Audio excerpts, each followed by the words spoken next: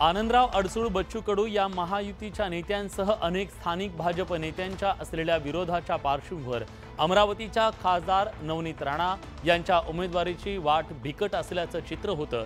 मात्र या विरोधाला डावलून नवनीत राणा यांना भाजपनं अमरावतीतून उमेदवारी जाहीर केली आहे।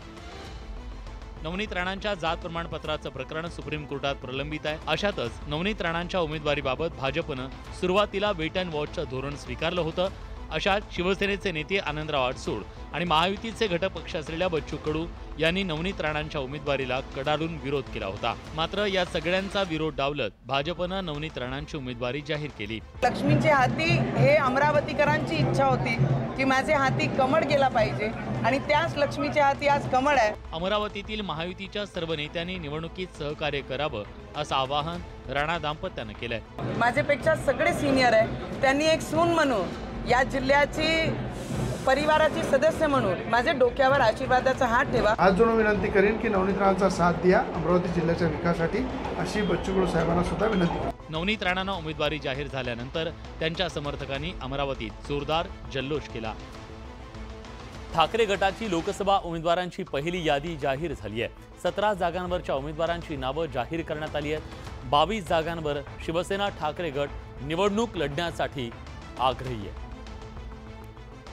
ठाकरे गटाचे खासदार संजय राऊत यांनी ट्विट करत 17 उमेदवारांची यादी जाहीर केली आहे। यात काही नव्या चेहऱ्यांना संधी देण्यात आली आहे। नरेंद्र खेडेकर बुलढाण्यातून असतील, संजय देशमुख यांना यवतमाळचं तिकीट देण्यात आलंय। संजोग वाघेरे पाटील मावळमधून उमेदवार असतील, चंद्रहार पाटील सांगलीतून, नागेश आष्टीकर हिंगोलीतून, चंद्रकांत खैरे छत्रपती संभाजीनगरमधून, धाराशिवमधून ओमराजे निंबाळकर, शिर्डीतून भाऊसाहेब वागचौरे, नाशिकमधून राजाभाऊ वाजे, रायगडमधून अनंत गीते, सिंधुदुर्ग रत्नागिरीतून विनायक राऊत, राजन विचारे यांना ठाण्यातून, संजय दिना पाटलांना उत्तर पूर्व मुंबईतून, अरविंद सावंतांना दक्षिण मुंबईतून, अमोल कीर्तीकरांना उत्तर पश्चिम मुंबईतून, अनिल देसाई यांना दक्षिण मध्य मुंबईतून आणि संजय जाधव यांना परभणीतून उमेदवारी देण्यात आली आहे। या 17 जागांवर ठाकरे गटानं उमेदवार जाहीर केलेत। या यादीत ठाकरे गटानं कल्याण पालघरचे उमेदवार जाहीर केले नाही, त्यामुळे या ठिकाणी कोण उमेदवार असणार याची उत्सुकता आहे। ठाकरे गटानं लोकसभा निवडणुकांसाठी 17 उमेदवारांच्या नावाची घोषणा केली। मंगळवारपर्यंत मवियामध्ये जागा वाटपाची चर्चा सुरू होती। मात्र बुधवारी सकाळी ठाकरे गटानं उमेदवारांची घोषणा केल्यानं मवियात वादाची ठिणगी पडली। ठाकरे गटानं परस्पर उमेदवारांची यादी जाहीर केल्यानं महाविकास आघाडीत बिघाडी झाली आहे। उद्धव ठाकरेंनी आघाडी धर्म पाळायला हवा अशा शब्दात काँग्रेसचे नेते बाळासाहेब थोरात यांनी नाराजी व्यक्त केली आहे। आघाडी धर्म म्हणून काही गोष्टीची काळजी आम्ही तिघांनी घेतली पाहिजे आणि आमच्या मित्रांनी घेतली पाहिजे। चर्चा सुरू आहे, अशा स्थितीमध्ये उमेदवार घोषित करणं हे थोडा आघाडी धर्माला निश्चितपणे थोडा गालबोट लावल्याचं सारखं मला वाटतं। दुसरीकडे राष्ट्रवादी काँग्रेस शरदचंद्र पवार पक्षानं ठाकरेंच्या यादीवरून नाराजी व्यक्त केली आहे। Coalition is all about patience and compromise. त्यावरून सत्ताधाऱ्यांनी मवियाला घेरलंय। उद्धव ठाकरेजींचा अनुभव आम्ही खूप वर्ष घेतलेला आहे, त्यामुळे आम्हाला याची सवय आहे। तर काँग्रेसला त्यांच्यासोबत राहायचं असेल तर त्यांनाही त्याची सवय करून घ्यावी लागेल। त्यामुळे लोकसभा उमेदवारांची ठाकरेंनी यादी जाहीर केल्यानं महाविकास आघाडीत बिघाडी झाल्याचं समोर आलंय। ठाकरेंच्या पक्षानं 17 शिलेदार जाहीर केले। त्यात उत्तर पश्चिम मुंबईतून अमोल कीर्तीकर यांना उमेदवारी जाहीर करण्यात आली आहे। मात्र त्याचवेळी अमोल कीर्तीकर ईडीच्या रडारवर आले। उमेदवारी जाहीर झालेल्या अमोल कीर्तीकर यांच्या मागे ईडीचा ससेमिरा लागलाय। ठाकरेंच्या शिवसेनेकडून अमोल कीर्तीकर यांना उत्तर पश्चिम मुंबईतून उमेदवारी जाहीर करण्यात आली आहे। मात्र उमेदवारी जाहीर झाल्यानंतर त्यांना कोविड काळातील कथित खिचडी घोटाळा प्रकरणी ईडीनं समन्स बजावलंय। अमोल कीर्तीकर हे शिमग्यानिमित्तानं दापोलीतल्या शिर्दे गावात आल्याची माहिती मिळाल्यानंतर तपास यंत्रणांचं पथक दापोलीत येऊन गेल्याची माहिती सूत्रांनी दिली। मात्र अमोल कीर्तीकर गावात उपस्थित नव्हते। दरम्यान समन्सनंतर कीर्तीकरांच्या वकिलांनी ईडी कार्यालयात जाऊन चौकशीसाठी हजर राहण्यासाठी वेळ मागितला। ये दबाव तंत्र है, ये डराने की कोशिश है, लेकिन हम लोग डरने वाले नहीं है। अमोल कीर्तीकर हे हमारे उमेदवार रहेंगे। अशा दबावाला, अशा झुंडशाहीला लोक कंटाळलेत आणि त्यामुळेच खरं तर येणाऱ्या निवडणुकीमध्ये मतदार त्यांना योग्य अशी जागा दाखवतील। अमोल कीर्तीकरांची कथित खिचडी घोटाळा प्रकरणी यापूर्वी चौकशी झाली। अमोल कीर्तीकरांना उमेदवारी जाहीर झाल्याच्या दिवशीच त्यांना ईडीनं समन्स बजावल्यानं चर्चांना उधाण आलंय। उत्तर पश्चिम मुंबई लोकसभा मतदारसंघात ठाकरे गटाकडून अमोल कीर्तीकर यांना उमेदवारी जाहीर केली, त्यामुळे महाविकास आघाडीमध्ये वादाला सुरुवात झाली आहे। अमोल कीर्तीकर यांच्या उमेदवारीवरून काँग्रेसचे नेते संजय निरुपम यांनी प्रचंड आक्रमक पवित्रा घेतलाय। अमोल कीर्तीकरांवर खिचडी घोटाळ्याचे आरोप आहेत, त्यामुळे त्यांचा प्रचार करणार नाही अशी भूमिका निरुपम यांनी घेतली आहे। कांग्रेस को मानने वाले मतदाता भी इस खिचड़ी चोर के लिए काम नहीं करेंगे, उसको वोट नहीं देंगे। काँग्रेस ठाकरे गटापुढे सरेंडर झाल्याचा आरोप निरुपम यांनी केला। आता काँग्रेस पक्षाला दफन करण्याचा एक कार्यक्रम शिवसेनातर्फे चालू आहे। काँग्रेस वाचवायची असेल तर मवियातून बाहेर पडा असा सल्ला निरुपम यांनी दिला। अभी भी इंटरवीन करिए, नहीं तो अलायंस तोड़िए। अगर पार्टी को बचाना है तो अलायंस तोड़िए और मैदान में उतरिए। आठवड्याभराचा वेळ काँग्रेसला देत निरुपम यांनी मोठा निर्णय घेण्याचे संकेत दिले। पुढच्या आठवडा एक फायनल डिसिजन आता होईल आणि आर आणि पारची डिसिजन। गेल्या काही दिवसापासून निरुपम भाजपमध्ये जाणार असल्याची चर्चा आहे, त्यामुळे ते भाजपचा झेंडा हातात घेतात का हे पाहावं लागेल। लोकसभा निवडणुकीसाठी ठाकरे गटाचा कल्याण मतदारसंघातला सस्पेन्स कायम आहे। ठाकरे गटानं मुंबईतील उमेदवार जाहीर केले, मात्र कल्याणचा त्यांचा उमेदवार अजून ठरलेला नाही। त्यामुळे विद्यमान खासदार डॉक्टर श्रीकांत शिंदेंना टक्कर देणारा उमेदवार ठाकरे गटाकडे नाही का असा सवाल निर्माण झाला।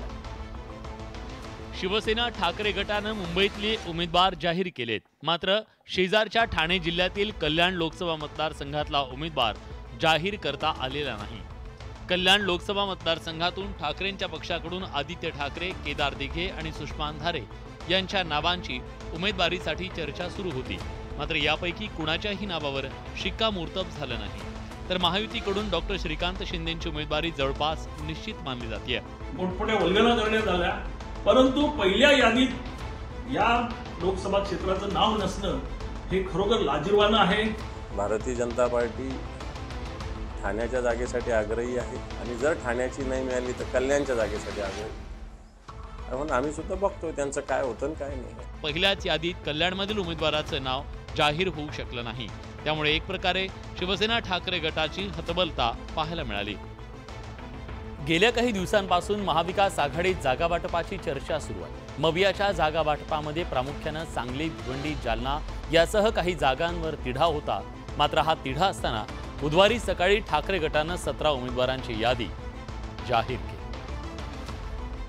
महाविकास आघाडीत सांगलीच्या जागेवरून तिढा निर्माण झाला होता। काही दिवसांपूर्वी डबल महाराष्ट्र केसरी चंद्रहार पाटील यांनी ठाकरे गटात प्रवेश केला, त्यावेळीच उद्धव ठाकरेंनी चंद्रहार पाटलांना उमेदवारीचा शब्द दिला होता। ठाकरेंनी हा शब्द खरा ठरवत सांगलीतून चंद्रहार पाटील यांना उमेदवारी जाहीर केली। त्या उमेदवारीची घोषणा झालेली आहे, त्यामुळे सर्वजण आम्ही एकत्रित काम करू हा विश्वास आहे मला। मात्र सांगलीत उमेदवार जाहीर केल्यानं काँग्रेस प्रचंड नाराज झाली आहे। सांगली हा काँग्रेसचा परंपरागत मतदारसंघ आहे, त्यामुळे ठाकरेंनी उमेदवार जाहीर केल्यानं विश्वजित कदमांसह काँग्रेसचं शिष्टमंडळ दिल्लीत हायकमांडच्या दारी गेलं, तर काँग्रेस नेत्यांनी ठाकरेंवर उघड नाराजी व्यक्त केली आहे। त्यामध्ये सांगली त्यांनी जाहीर करणं योग्य झालं नाही असं माझं मत आहे। या बाबतीत जे जाहीर केलं आहे त्या बाबतीत शिवसेनेने फेरविचार करावा। काँग्रेस आणि शिवसेना ठाकरे गटात सांगलीच्या जागेवरून तिढा सुटला नाही तर इथं तिरंगी लढत होण्याची शक्यता आहे। सांगली लोकसभेची जागा काँग्रेसनं अतिशय प्रतिष्ठेची केली। आणीबाणीनंतर देशभरात काँग्रेसची मोठी पिछेहाट झाली, मात्र काँग्रेस विरोधी लाटेत सुद्धा काँग्रेसनं सांगली लोकसभेची जागा राखलेली होती। हीच सांगलीची जागा मिळावी यासाठी सांगलीतल्या नेत्यांनी दिल्लीत धाव घेतली।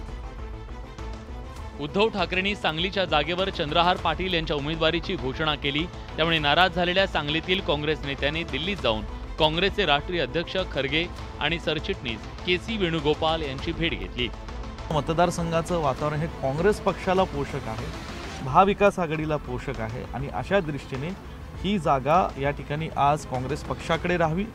कोल्हापूरच्या बदल्यात सांगलीची जागा ठाकरेंकडे देण्याचा कुठलाही प्रस्ताव ठरला नव्हता असं काँग्रेस नेत्यांनी स्पष्ट केलंय। कोल्हापूरच्या बदल्यात सांगली असं कधीही ठरलेलं नव्हतं आणि ते आम्हाला मान्य नाही। सांगलीच्या जागेवर काँग्रेस लढणारच असा ठाम निर्धार काँग्रेस नेत्यांनी केलाय। काँग्रेस पक्षाच्या नेतृत्वाकडून ही जागा काँग्रेस पक्षाला या ठिकाणी मिळेल, दिली जाईल आणि त्याचबरोबर शेवटचा पर्याय म्हणून जर काँग्रेस पक्षाकडून आम्ही मैत्रीपूर्ण लढत करायची असेल त्यालाही आम्ही तयार आहोत। सांगलीतील काँग्रेस कार्यकर्त्यांकडून सोशल मीडियावर नो मशाल ओनली विशाल हा ट्विटर ट्रेंड चालवला जातोय। सातारा लोकसभा मतदारसंघातून उमेदवारी मिळावी यासाठी उदयनराजे भोसले दिल्लीत ठाण मांडून होते। केंद्रीय गृहमंत्री अमित शहा यांची आणि उदयनराजे भोसलेंची बैठक झाली। या भेटीत साताऱ्याच्या जागेचा तिढा सुटल्याची माहिती मिळते। त्यानंतर उदयनराजे साताऱ्यात परत।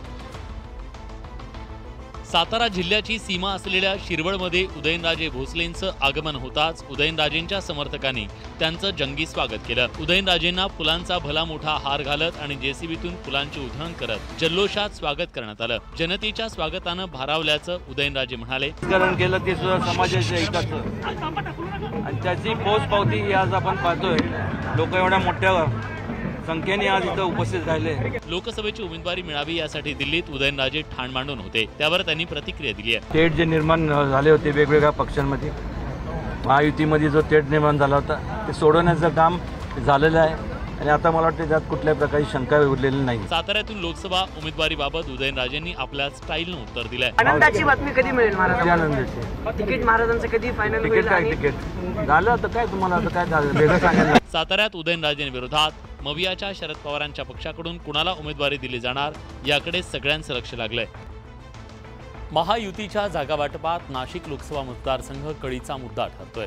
उमेदवारीच्या घोषणेला जेवढा विलंब होतोय तेवढाच उमेदवारीवरून तिढा आणि स्पर्धकही वाढतायत। या स्पर्धेत छगन भुजबळ यांची एंट्री झाल्यानं उमेदवारीचा सस्पेन्स आणि घटक पक्षांच्या कार्यकर्त्यांमधली अस्वस्थता सुद्धा वाढीला लागली।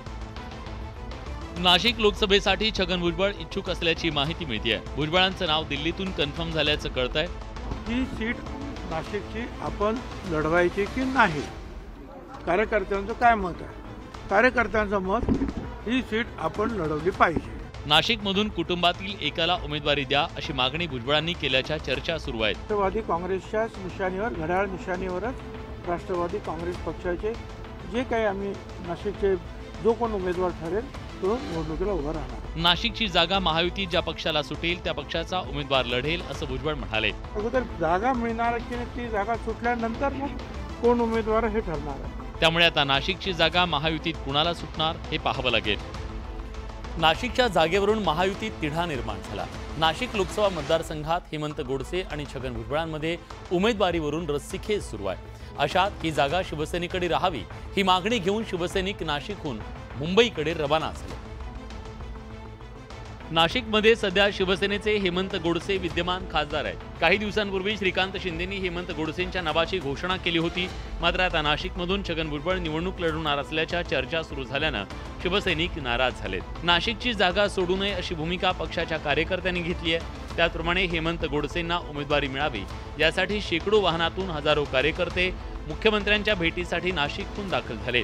फक्त शिवसेना आणि खासदार हेमंत आप्पा गोडसे लढवणार हे आम्ही विचारण्यासाठी मुख्यमंत्री एकनाथजी शिंदे साहेब यांच्याकडे सर्व निघाले आहोत। नाशिकचं प्रतिनिधित्व फक्त आपले खासदार हेमंत आप्पा गोडसेच करतील आणि त्यांनीच करायला हवं अशी आमची सगळ्यांची इच्छा आहे। नाशिकची जागा सोडायचा प्रश्न येतच नाही। नाशिकची जागा ही शिवसेनेची आहे, ती शिवसेनाच लढवणार। नाशिकच्या जागेवरून महायुतीत जोरदार रस्सीखेच सुरू आहे। या पार्श्वभूमीवर महायुतीचे नेते काय मार्ग काढतात आणि हेमंत गोडसेंची कशी समजूत काढतात हे पाहणं औत्सुक्याचं ठरणार आहे। ठाकरे गटानं लोकसभा निवडणुकांसाठी 17 जागांवरच्या उमेदवारांची घोषणा केली। या यादीत छत्रपती संभाजीनगर लोकसभा मतदारसंघाचा समावेश आहे। छत्रपती संभाजीनगरमधून ठाकरे गटानं माजी खासदार चंद्रकांत खैरे यांना उमेदवारी जाहीर केली। छत्रपती संभाजीनगरमधून चंद्रकांत खैरे आणि अंबादास दानवे यांच्यात चुरस होती। अखेर ठाकरे गटानं उमेदवारीची माळ 6व्यांदा खैरेंच्या गळ्यात टाकली। उमेदवारी जाहीर होता चंद्रकांत खैरेंनी उद्धव ठाकरेंचे आभार मानले। खैरेंना उमेदवारी मिळाल्यास दानवे नाराज होतील अशी चर्चा होती। मात्र पक्षासाठी काम करणार असल्याची ग्वाही दानवेने दिली। उद्धव साहेबांच्या आशीर्वादाने आम्ही सर्वजण जिंकू आणि मोठ्या प्रमाणात फोन त्यांना केलेला आहे आणि त्यांना सांगितलं साहेब चिंता नसावी, जोमानं पक्षाचं काम करू। मात्र यावेळी दानवेंनी केलेल्या विधानानं ठाकरे गट आणि खैरेंची चिंता वाढण्याची शक्यता आहे। मी काय फक्त आता संभाजीनगर पुरता थोडी मर्यादित राहिलं, मी महाराष्ट्राचं काम करतो मान्य उद्धवजींच्या आशीर्वादाने। तर स्पर्धा तिकीट मिळेपर्यंत असतात। तिकीट मिळाल्यानंतर आम्ही हातात घालून त्या ठिकाणी आम्ही काम करतो। त्यामुळे उमेदवारी जाहीर झाल्यानंतर खैरे आणि दानवेंमधला वाद संपला नसल्याचं स्पष्ट झालंय। वंचित बहुजन आघाडीनं राजकारणातील नवीन वळण घेतलंय।